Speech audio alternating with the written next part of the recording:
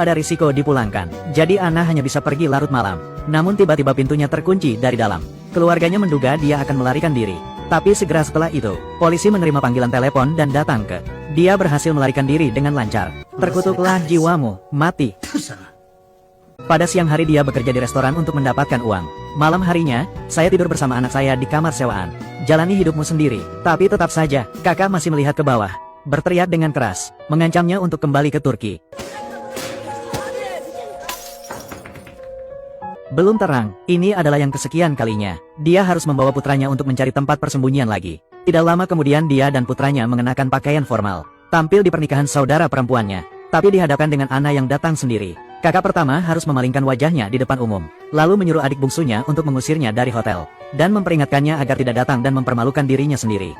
Diolok-olok oleh keluarga suaminya. Apakah kamu lupa siapa yang membesarkanmu? Siapa yang mengganti popoku? Siapa yang membuatmu tertidur? Hapus air mataku. Ana membesarkan adik laki-laki dan perempuannya sendirian. Namun kini justru keluargalah yang paling menyakitinya. Seiring berjalannya waktu, tidak dapat dielakkan bahwa tetangga akan bergosip secara pribadi. Bahwa Ana diusir dari rumah oleh suaminya. Membuat ayah kehilangan muka di tempat kerja. Ketika Ana pindah ke tempat baru, pulang ke rumah setelah bekerja. Tanpa diduga, sang saudara membawa anaknya pergi dari rumah. Ana buru-buru berteriak dan mengejarnya.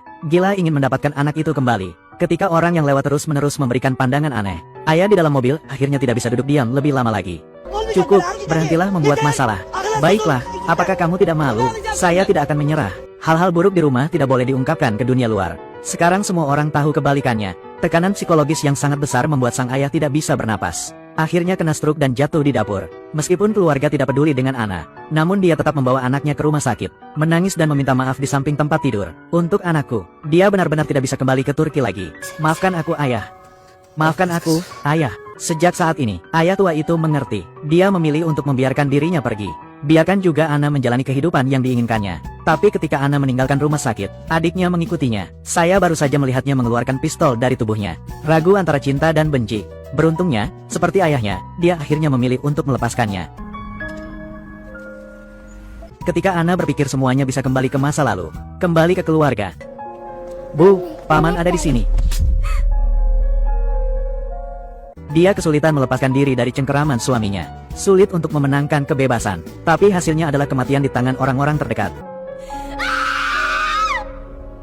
Dia tidak bisa menggunakan tinjunya seperti pria untuk mendapatkan harga diri. Hanya bisa menggunakan bahu yang rapuh untuk melawan penindasan sosial. Seperti lilin kecil, hanya dikelilingi oleh kegelapan. Menyorot ketidakadilan dalam kegelapan. Peringatan bagi semua orang untuk berjuang demi takdirnya sendiri. Semoga cahaya martabat dan kebebasan dapat bersinar ke dalam hati setiap orang.